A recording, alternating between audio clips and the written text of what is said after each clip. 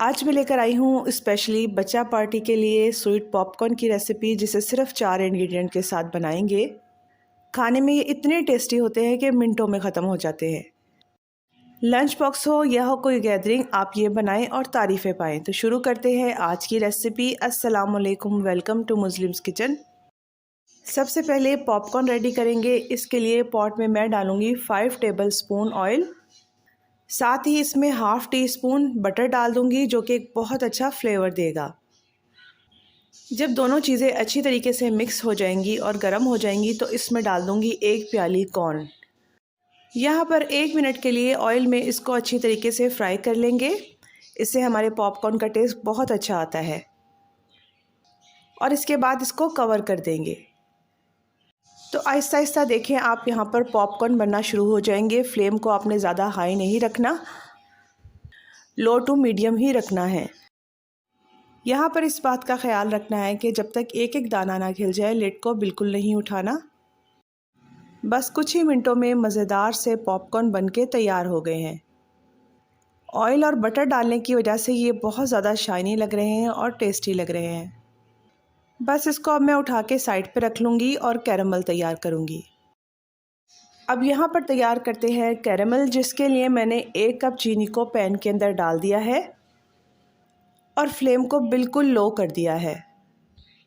चीनी को अच्छी तरीके से पूरे एक पैन के ऊपर फैला देंगे ताकि जल्दी से मेल्ट हो जाए।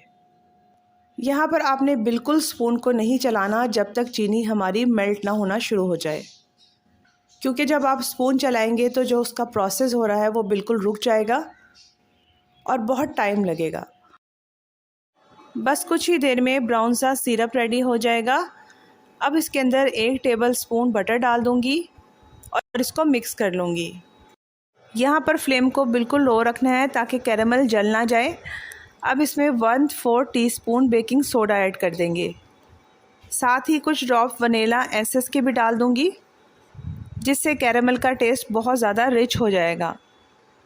और ये देखें कितना अच्छा इसका कलर रेडी हो चुका है। टेस्ट भी बहुत अच्छा है, खुशबू भी बहुत अच्छी आ रही है। अब इसको गरम गरम ही पॉपकॉर्न के अंदर डाल देंगे, क्योंकि जैसे जैसे कैरमल ठंडा होगा इसको मिक्स करना मुश्किल हो जाएगा। अगर यहाँ पर कैरमल बहुत ज़्यादा थिक हो जाए तो आप इसमें दूध ऐड करके थोड़ा सा पका लीजिएगा। यहाँ पर पैन के अंदर जो कैरमल थोड़ा सा बचा था, इसमें मैंने दूध ऐड किया और उसको पका के दोबारा से इसमें ऐड कर दिया। अब पॉपकॉर्न को अच्छी तरीके से कैरमल के साथ मिक्स कर लेंगे, क्योंकि अभी बहुत ज़्यादा कैरमल हमारा गर्म है, इसलिए यहाँ पर स्पून का इस्तेमाल ही कीजिएगा।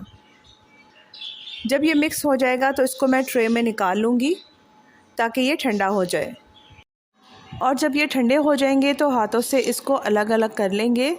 ये पॉपकॉर्न बनाकर आप इसको स्टोर भी कर सकते हैं। किसी भी बॉक्स के अंदर डालकर आप इसको स्टोर कर सकते हैं। बस ये ख्याल रखिएगा कि आपने इसको फ्रिज के अंदर नहीं रखना। तो इस तरह से बहुत ही टेस्टी और बहुत ही मज़ेदार कैरमल पॉपकॉर्न मिनटों में तैयार हो गए हैं, जो कि किसी भी महंगे तरीन पॉपकॉर्न से कम नहीं। तो देखना चाहते हैं ऐसे ही हल्के फुल्के स्नैक्स की रेसिपी, तो मेरे चैनल को सब्सक्राइब कीजिए और वीडियो को लाइक और शेयर ज़रूर करें।